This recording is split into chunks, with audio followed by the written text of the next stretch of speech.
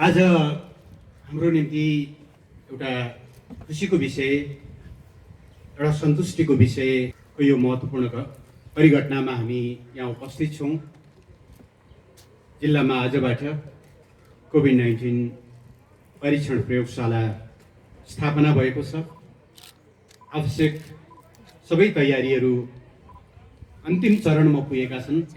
यी सामान्य विषयहरू अस्पताल परिवार, यो प्रयोगशाला परिवारले सम्पन्न गर्नेछ र छिट्टै यो प्रयोगशाला परिचालनमा आएर आज हामी जे समस्या भोगिरहेका छौँ,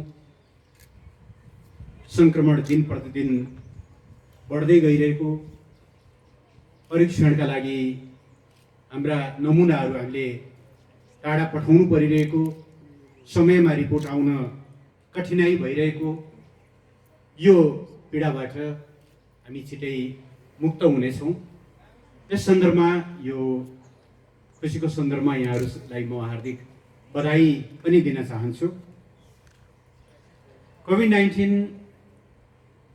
हाम्रो पुस्ताकै सबैभन्दा ठुलो मानवीय चुनौतीको रूपमा विश्व सामु खडा छ। यो 6 महिनाको अवधिमा, 7 महिनाको अवधिमा 3 करोडभन्दा बढी मान्छेहरू सङ्क्रमित भएका छन्। 9,40,000 भन्दा बढीको ज्यान गएको छ। विश्व अर्थतन्त्रले गएको 100 वर्षकै सबैभन्दा भयानक सङ्कट र मन्दीको सामना गर्दैछ। 40 करोडभन्दा बढी श्रमिकहरूले रोजगारी गुमाएका छन्। 1 अरब 60 करोड संसारका बालबालिकाहरू स्कुल जानबाट र विद्यार्थीहरू क्याम्पस युनिभर्सिटी जानबाट वञ्चित छन् र मानव जाति आज कहिल्यै सामना गर्न नपरेको यो भयावह सङ्कटसँग कसरी पार लगाउन सकिन्छ भनेर अत्यन्त चिन्तित छ, प्रयत्नशील छ। कोभिड-19 विरुद्ध खोपका आविष्कारका अनेकौं प्रयासहरू भइरहेका छन्, तर पनि अहिलेसम्म यसको सफल आविष्कार भइसकेको अवस्था छैन। अन्तिम चरणमा त पुगेको देखिन्छ। मुस्कोट नगरपालिकाका नगर प्रमुख पनि आइपुग्नु भएको छ, आसन ग्रहणको लागि अनुरोध छ। तर पनि अझै तेस्रो चरणको ट्रायल सकेर यसलाई व्यावसायिक रूपले उत्पादन गरेर विश्वका अरबौं नागरिकहरूसम्म पुर्याउन हामीले अझै लामै समय पर्खिनुपर्नेछ। यस्तो विनाशकारी चुनौतीका सामु आज हामी छौँ। देशभित्रै हेर्ने हो भने पनि हामीले पहिलो सङ्क्रमण जनवरी 9 का दिन बाहिरबाट आउनुभएका एकजना नागरिकमा सङ्क्रमण भएपछि नेपालमा पहिलो घटना देखा परेको थियो। दोस्रो सङ्क्रमण देखा पर्ने बित्तिकै हामीले राष्ट्रव्यापी लकडाउन गऱ्यौँ। त्यो लकडाउनले हामीलाई सङ्क्रमण भयावह हुनबाट रोक्न र त्यसबिचमा क्वारेन्टाइनहरू बनाउन, आइसोलेसन वार्डहरू बनाउन, कोभिड डेडिकेटेड हस्पिटलहरू बनाउन र एउटा मात्रै सेन्ट्रल ल्याब रहेको ठाउँमा आज झन्डै 44वटा ल्याबहरू बनाउनमा सफलता प्राप्त भयो।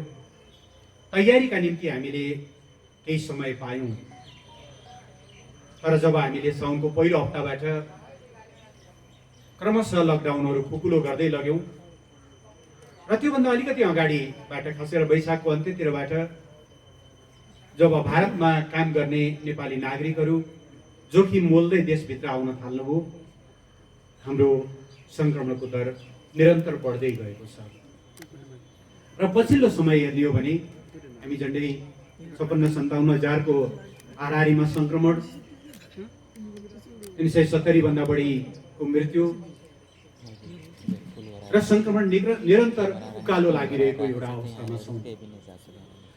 अर्थात् कोभिड विरुद्धको एउटा निर्णायक र चुनौतीपूर्ण लडाईँको बिचमा यति बेला नेपाल उभिएको छ। नेपाल मात्रै होइन, दक्षिण एसियामा मालदिभ्स र श्रीलङ्कामा अलिकति सङ्क्रमण नियन्त्रणमा देखिएको छ।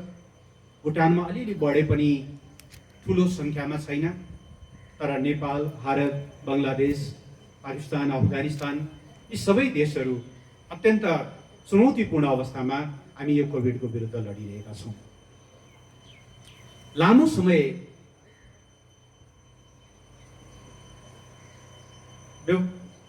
व्यवसायहरू बन्द गरेर देशलाई लकडाउनमा राखेर अगाडि बढ्न सम्भव हुँदैन थियो। लकडाउन लागू गर्नुको मुख्यतया दुईटा उद्देश्यहरू थिए। एउटा सङ्क्रमणको चेनलाई तोड्न सकियोस्, श्रृङ्खलालाई तोड्न सकियोस्, कम्युनिटीमा पुग्नबाट रोक्न सकियोस्, र दोस्रो त्यो अवधिमा परीक्षणको दायरा बढाउने हाम्रो कपेसिटी बढाउन सकियोस्। यी दुईटा कुराका निम्ति हामीले लकडाउन गरेका थियौँ। तर यसबीचमा हाम्रो मुलुकको अर्थतन्त्रमा यसले असाध्यै गम्भीर प्रभाव पारेको छ। लाखौँको रोजगारी गुमेको छ। दैनन्दिन ज्यालादारी गरेर खानुपर्ने नागरिकहरू सबैभन्दा बढी मर्कामा हुनुहुन्छ। ब्याङ्कबाट ऋण लिएर बन्द व्यवसाय गरिरहेका व्यवसायी दाजुभाइहरू, दिदीबहिनीहरू सङ्कटमा हुनुहुन्छ। व्यवसाय नभएपछि कर उठ्न कम हुने भयो, मुलुकको अर्थतन्त्रमा चाप पर्दैछ, राजस्वमा चाप पर्दैछ। यी सबै कुराहरूलाई ध्यानमा राखेर हामीले आजदेखि अर्थतन्त्रका प्राय सबै क्षेत्रहरूलाई खुला गर्ने पनि निर्णय गरेका छौँ।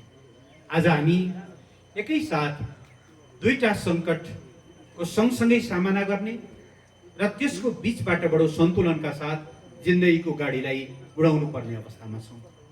न हामी व्यवसाय चलाउनु पर्ने भयो, बजार खोल्नु पर्ने भयो, यातायात खोल्नु पर्ने भयो। त्यस कारणले स्वास्थ्य जेसुकै होस् भनेर कम्प्रोमाइज गर्न सक्ने ठाउँमा छौँ, न त स्वास्थ्य सङ्कट एकदमै बढ्यो, अर्थतन्त्र जेसुकै होस् भनेर कम्प्रोमाइज गर्न सक्ने अवस्थामा छौँ। यो असाध्यै कठिन घडीमा हामी छौँ। यस्तो बेलामा मेरो आग्रह छ सबै दाजुभाइ दिदीबहिनीहरूलाई, मेरो आग्रह छ यहाँहरू सबैलाई, जसरी सर्कसमा त्यो सर्कस देखाउने मान्छे एकदम तन्किएको डोरीमा बडो फुकी कदम चाल्दै डोरीमा पाइला चालिरहेको हुन्छ, सन्तुलन मिलाएर आज हामीले स्वास्थ्य सङ्कट र आर्थिक सङ्कट यी दुईटा चिजको बिचबाट बडो सन्तुलनका साथ अगाडि बढ्नुपर्नेछ। यसका निम्ति हामीले मुख्यतया चारवटा क्षेत्रमा काम गरिरहेका छौँ। हाम्रो फोकस चारवटा कुरामा छ। पहिलो, हामीले स्वास्थ्य चेतनालाई निरन्तर अभिवृद्धि गरिरहनु पर्नेछ। चेतना छैन भन्यौँ भने हामीसँग चेतना छ। तर कस्तो हुन्छ भने मास्क लगाउनुहोस् न भन्यो भने मानव सरकारलाई लगाइदिनु पर्यो जस्तो, ट्राफिक नजिक देखेपछि हेलमेट लगाए जस्तो गरी, मानौँ त्यो हेलमेट लगाउनु भने त ट्राफिकलाई देखाउनको निम्ति हो भने जस्तो, अरूलाई देखाउनका निम्ति लगाइदिने हो कि भने जस्तो। सही ढङ्गले 10 रुपियाँको मास्क लगाउँदा हामी जिन्दगी बचाउन सक्छौँ। अर्को औषधि त छैन। मैले अस्ति एउटा भिडियो हेरेको थिएँ विदेशको, मलाई अहिलेसम्म पनि त्यो भिडियोको कुराले 3 मिनटको भिडियो छ, तर मलाई अहिलेसम्म पनि एकदमै अपसेट गरिरहेको छ। एउटी 47-48 वर्षकी महिला छोरीसँग कुरा गर्दै त्यो भिडियो रेकर्ड गराइरहेकी छन्। मैले यो स्थितिको सामना गर्नु पर्ला र एक सासको लागि यति ठुलो लडाइँ लड्नु पर्ला भन्ने मैले कहिले पनि ठानेको थिइनँ। म त अब एकछिनपछि मरेर जान्छु, तर तपाईँले कसैले पनि कोरोनालाई जोक नठान्नु होला। It's not a joke. यो फाइनल शब्द त्यही छ। त्यो भनेको केही मिनटपछि पनि मर्छिन्। बडो पीडादायी, बडो दर्दनाक त्यस्तो देखिन्छ।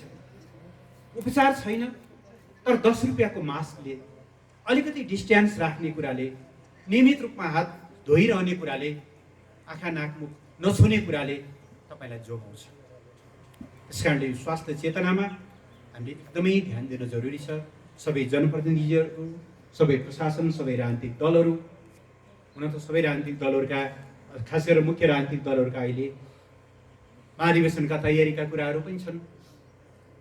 महाधिवेशन गरौँला, तर महाधिवेशनभन्दा अगाडि नागरिकलाई जोगाउने हाम्रो कर्तव्य हो।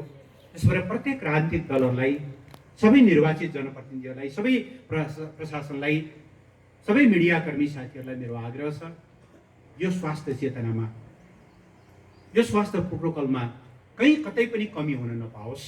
पहिलो हाम्रो स्ट्राटेजी यहाँनिर छ।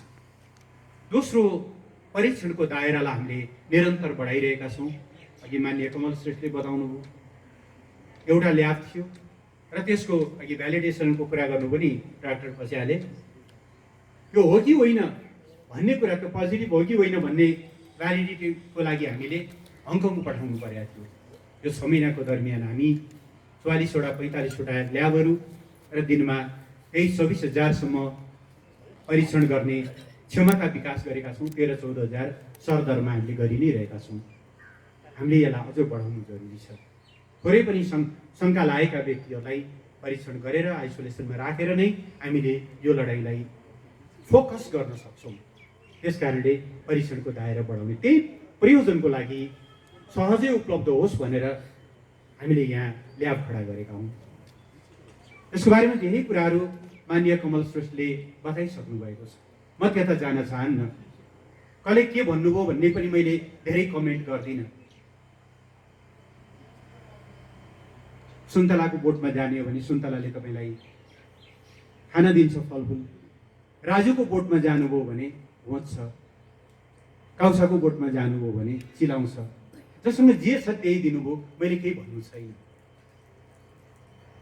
तर केही कुरा पनि लेख्नु पूर्व, केही कुराहरू पनि बुझ्नु पूर्व, के अरे टिप्पणी गर्नु पूर्व राम्रोसँग बुझिदिनु होला भन्ने म आग्रह गर्छु। भोलि आफैले लेखेका कुराहरूले आफैलाई गिजाउँछन्। त्यो त शब्द ब्रह्म भन्छ नि, बोलेपछि त फुस्कियो। त्यसमा मेरो धेरै कमेन्ट छैन। म यति मात्रै भन्न चाहन्छु, मैले धन्यवाद दिन चाहन्छु फेरि पनि हिमालय एयरलाइन्सलाई, जसले यो पछिल्लो पिसिआर ल्याब, पिसिआर मसिन झन्डै 70 लाख मूल्य बराबरको, यससँग अरू थुप्रै सामानहरू, पिपिईहरू, बुट्सहरू, यो भाइजरहरू, गाउनहरू, 50,000 जति सर्जिकल मास्कहरू समेत गरेर 80 लाखभन्दा बढीको उसले सहयोग गरेको छ। 4-5वटा एयरबस हुने त्यो कम्पनीका लागि एउटा नक्कली मेसिन पठाउनु पर्ने, हामी सोच्छौँ पनि कसरी होला, कसरी यस्तो कल्पना गर्छौँ हामी? त्यो गलत कुरा हो। उहाँहरूले सहयोग गर्नुभएकोसम्म धन्यवाद भन्न चाहन्छु। मैले आग्रह गरेँ केन्द्रीय स्वास्थ्य विभागले बायोसेफ्टी क्याबिनेट लेभल 2 पठाइदिएको छ। त्यो झन्डै 11-12 लाख जतिको पर्छ। अरू थुप्रै सामानहरू हामीले विभिन्न ठाउँबाट जुटाएका छौँ। म हिसाब त गर्न चाहन्न, तर करिब 1 करोड जतिको सामानहरू हामीले निःशुल्क जुटाएका छौँ। र यसमा नेपाल सरकारको त्यो सेफ्टी ल्याबको कुरा, के अरे क्याबिनेटको कुरा बेग्लै भयो, बाँकी 1 पैसा केहीमा पनि परेको छैन। यो गराउन म यहाँलाई आग्रह गर्न चाहन्छु। हाम्रो निम्ति पैसाभन्दा कैयौँ गुणा बढी महत्त्वपूर्ण भनेको मान्छेको जीवन हो। एकजना मान्छेको भए पनि जीवन बचाउन सकियोस्, हाम्रो ध्यान त्यही छ। पछि त बिस्तारै अभ्यस्त हुँदै गएको रहेछ। तर पहिलो दिन धुलीखेल अस्पतालमा सिन्धुपाल्चोककी सुत्केरी महिलाको नेपालमा पहिलोचोटि कोभिड-19बाट मृत्यु हुँदा त्यो रातभरि म निदाउन सकिनँ। म आफै कोभिड-19 क्राइसिस म्यानेजमेन्ट सेन्टरको सदस्य पनि हुँ, सिसिएमसीको सदस्य। हामीले यत्रो प्रयत्न गर्दा पनि जोगाउन सकिएन। हत्तेरीका कति निरीह भइयो भने जस्तो आफैलाई एकदमै बेग्रता महसुस भयो। यो महसुस सरकारलाई एकरो आलोचना गर्नेहरूले गर्नुहुन्छ कि गर्नुहुन्न थाहा छैन, तर सरकारका लागि प्रत्येक एक नागरिकको मूल्य सधैँ महत्त्वपूर्ण हो। त्यसकारणले हामीले हाम्रा भयभरका साधन स्रोतहरू, राज्यको कोषबाट हुन सक्ने, राज्यको कोषबाट हुन नसक्नेहरू जसले सहयोग गर्न चाहनुहुन्छ, सहयोगी हातहरू जुटाएर हामी अगाडि बढाउन खोजेका छौँ। यस्तो कुरामा राजनीतिक दाउपेचको कल्पना गर्नु, यसमा अरू कुनै अन्यथा सोच्नु मलाई लाग्छ साह्रै नकारात्मक कुरा हो। त्यस्तो नकारात्मक कुरा हामी कसैले पनि सोच्नुहुन्न। खैर, मैले भन्दै थिएँ दोस्रो कुरा हामीले परीक्षणको दायरालाई अगाडि बढाउने। तेस्रो, हामीले सङ्क्रमण देखिसकेपछि देशैभरि हामीले 10,000 भन्दा बढी क्षमताका आइसोलेसन वार्डहरू र हस्पिटलमा समेत गरेर 20,000 जति हामीले आइसोलेसन बेडहरू तयार गरेका छौँ। अहिले देशमा सक्रिय सङ्क्रमितहरूको सङ्ख्या करिब 15,000 को हाराहारीमा छ। अरू 40,000 भन्दा बढी निको भएर फर्किनु भएको छ। उहाँहरूलाई जसरी पनि बचाउन सकियोस् त्यसका लागि पर्याप्त अक्सिजन सप्लाई, त्यसका लागि रेमडेसिभिर लगायतका अरू केही लाइफ सपोर्टिभ मेडिसिनहरू, थप भेन्टिलेटरहरू, थप जनशक्ति लगायतका चिजहरूमा पनि हामीले काम गरिरहेका छौँ। यी सबै प्रयत्नहरूले गर्दा आज मृत्यु दरको कुरा गर्ने हो भने नेपालमा मृत्यु दर संसारको तुलनामा धेरै कम छ।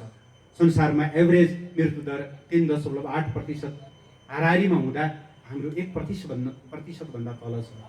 तर यो सन्तोष गर्ने विषय चाहिँ होइन। 1% भन्दा तल होस् अथवा 0.1% मात्रै किन नहोस्, मृत्यु भनेको मृत्यु हो। र यति बेला हामीलाई जनताको जीवन जोगाउनु छ।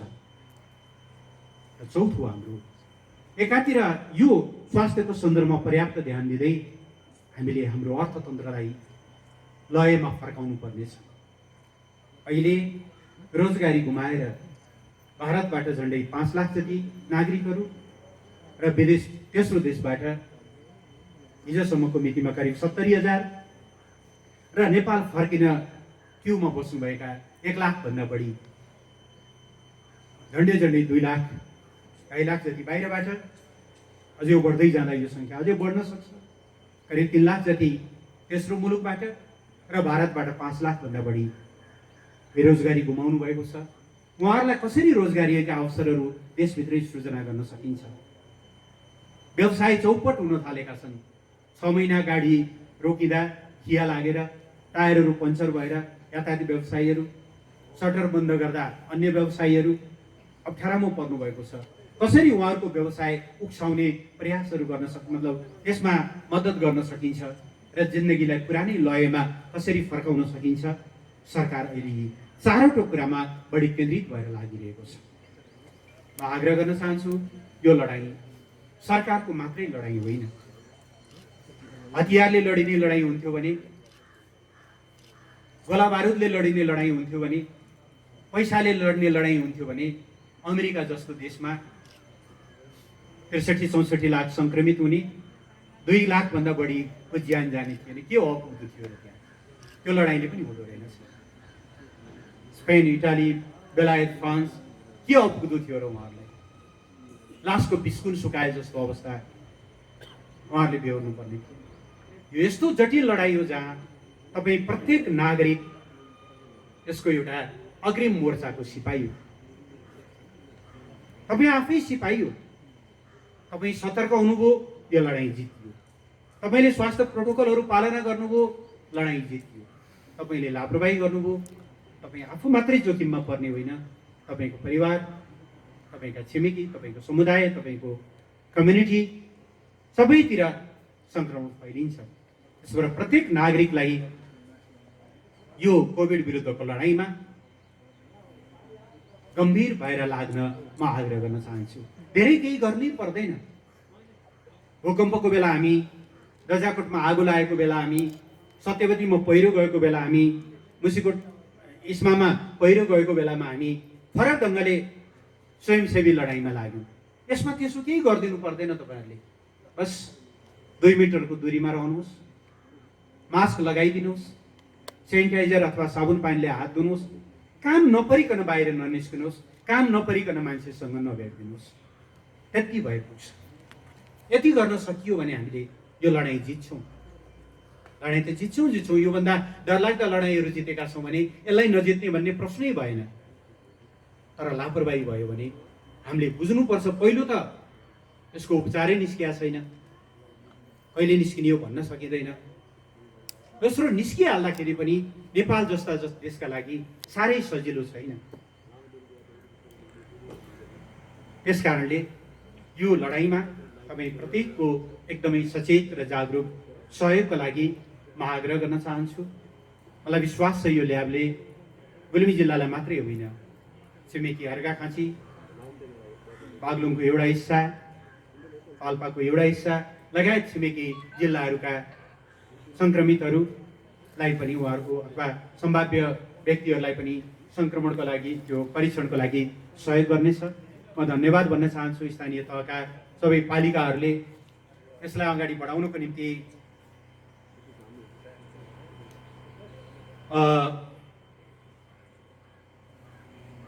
आफ्नो स्रोतहरू जुटाएर एउटा फन्ड क्रिएट गर्दै हुनुहुन्छ भन्ने मैले सुनेको छु। सबै जनप्रतिनिधिहरूको सहयोगबाट एउटा नमुना, यो पूर्ण सरकारी पनि होइन, प्राइभेट त हुँदै होइन, एउटा खालको सामुदायिक ल्याब बन्नेछ। यसलाई व्यवस्थित ढङ्गले सञ्चालन गर्नु होला भन्ने मेरो आग्रह छ। डाक्टर पचालाई धन्यवाद दिन चाहन्छु, उहाँको टिमलाई। उहाँहरूले धेरै राम्रो मिहिनेत गरिरहनु भएको छ। सीमित साधन स्रोतका बिचमा पनि हस्पिटलले आवश्यक सहयोगहरू मतलब महत्त्वपूर्ण सफलताहरू प्राप्त गरिरहेको छ र यो ल्याब सञ्चालनमा पनि फेरि कति बेला लाग्न सक्छ। यो कोभिड चलुन्जेल मात्रै यो ल्याब, त्यसपछि त के काम होला र होइन। यो ल्याब पछि पनि निरन्तर एउटा अस्पतालको सम्पत्तिको रूपमा रहिरहनेछ र त्यसले अरू रोगहरूसँग लड्नका निम्ति पनि, किन भाइरस कोरोना मात्रै हुँदैन, धेरै खालका भाइरसहरू हुन्छन् जसको हामीले परीक्षण गर्नुपर्ने हुन्छ। अरू ब्याक्टेरिया लगायत अरू चिजहरूलाई पनि हामीले परीक्षण गर्नुपर्ने हुन्छ। उच्चतम ल्याब कुनै पनि हस्पिटलको सफलताका लागि साह्रै महत्त्वपूर्ण कुरा हो र एउटा महत्त्वपूर्ण ल्याब भोलिको हस्पिटलको सम्पत्तिको रूपमा रहने हिसाबले हामीले यसलाई अगाडि बढाएका छौँ। सबैको साथ सहयोग, गुल्मीमा यस्ता कुराहरूमा साथै राम्रो हार्दिक भावना पनि छ। त्यो सबैको सद्भाव रहोस् यो सञ्चालनका लागि भन्ने म आग्रह गर्न चाहन्छु। रेसुङ्गा नगरपालिका यो भवन बनाउन, सञ्चालन गर्न निकै महत्त्वपूर्ण भूमिका खेलेको छ। यसमा अरूको पनि विभिन्न सहयोगहरू रहेको छ। म मेयर साहब लगायत नगरपालिका परिवारलाई धन्यवाद दिन चाहन्छु। जसले यसलाई सहयोग गर्नुभएको छ उहाँहरू सबै धन्यवादका पात्र हुनुहुन्छ। म यति कुरा यहाँहरूसँग अनुरोध गरेर बाँकी विषयहरूमा म यति मात्रै निवेदन गर्न चाहन्छु। ठुलो लामो राजनीतिक सङ्क्रमणकाल अन्त्य गरेर राजनीतिक स्थायित्वमा प्रवेश गरेसँगै नेपालले विभिन्न क्षेत्रमा देखिने खालका, अनुभूत हुने खालका र संसारले प्रशंसा गर्ने खालका सफलताहरू प्राप्त गर्दै गएको छ।